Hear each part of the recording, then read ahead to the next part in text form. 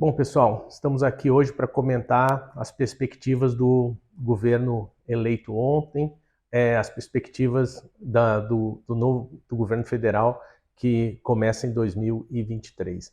Acho que esse governo tem dois grandes pontos que são os desafios de curto prazo. O primeiro deles é na relação institucional. O presidente falou ontem, o presidente eleito falou sobre pacificação do país, e a pacificação do país passa necessariamente por ter uma boa relação com os representantes da sociedade, com o Congresso Nacional. Tem uma novidade nisso em relação ao histórico, aos mandatos anteriores do Lula. Assim, o Congresso Nacional hoje se relaciona com o Executivo muito com base nas emendas, na capacidade que o Legislativo tem de interferir no orçamento, que é diferente de quando o presidente Lula esteve lá na cadeira nos seus 2 primeiros mandatos. Estabelecer uma boa relação aí é fundamental para a governabilidade. Se tem desafios de, eventualmente, uma lua de mel mais curta, como a gente viu em outros países da América do Sul, em função de uma eleição polarizada, gerar uma resistência maior dos grupos que saíram perdedores ou uma tolerância menor ao novo mandato.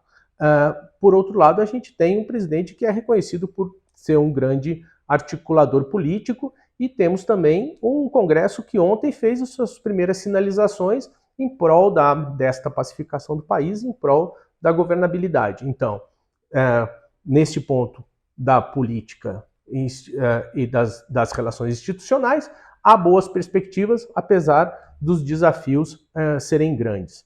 Um outro conjunto grande de desafios do novo governo são os desafios econômicos. A gente tem desafios econômicos históricos que precisam ser enfrentados, a gente precisa melhorar a eficiência econômica do Brasil como um todo, e como a reforma tributária, a reforma administrativa, a continuidade da melhoria dos marcos regulatórios, a melhoria do nível de educação do Brasil, são pontos fundamentais para que o Brasil tenha ganhos mais expressivos de produtividade e aumente as suas perspectivas de crescimento de longo prazo. Mas esses são temas estruturais que têm que ser resolvidos ao longo do mandato. A gente tem uma urgência do ponto de vista fiscal, do ponto de vista econômico, que é a questão fiscal. Temos temas importantes a serem decididos nas próximas semanas e nos próximos meses. O primeiro deles é o tamanho da dispensa que vai ser dada para a regra do teto dos gastos.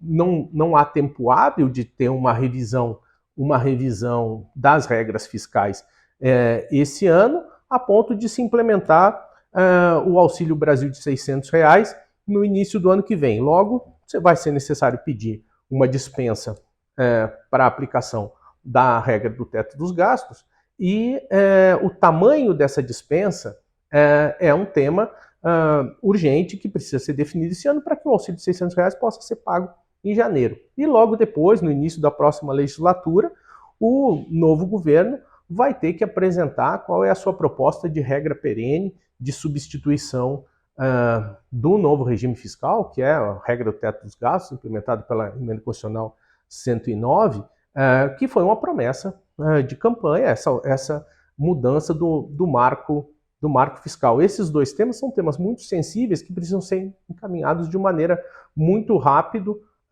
do ponto de vista da discussão da política econômica. E como vai ser feito isso? O último desafio é o desafio operacional, o desafio administrativo é a parte mais prosaica de como conduzir essas discussões. E a constituição da equipe de transição é o primeiro passo nesse sentido.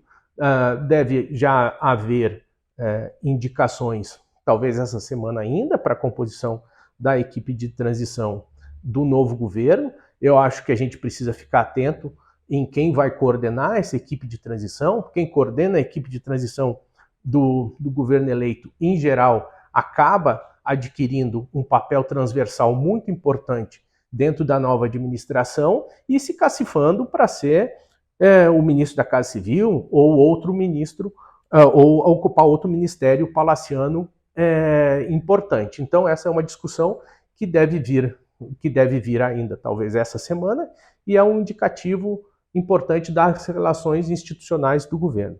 E outra indicação que o mercado espera ansiosamente é a indicação de quem vai ocupar o Ministério da Fazenda, da Economia, ou seja lá o nome que tiver, porque vai ser o chefe da equipe econômica. Todas as discussões econômicas que eu apontei, que são relevantes, principalmente essas de curto prazo, elas precisam ser conduzidas por quem vai liderar a equipe econômica no início do governo. Anúncios referentes a waiver, nova regra de salário mínimo, que venham a ser feitos sem que a gente tenha a indicação do ministro da Fazenda, acaba colocando a sinalização de que o ministro da Fazenda teria um papel secundário no debate, o que já colocaria ele no início do mandato em uma posição desgastada. Logo, é muito importante que a gente tenha, nos próximos dias, a indicação de quem vai liderar esse debate da política econômica para passar tranquilidade para o mercado.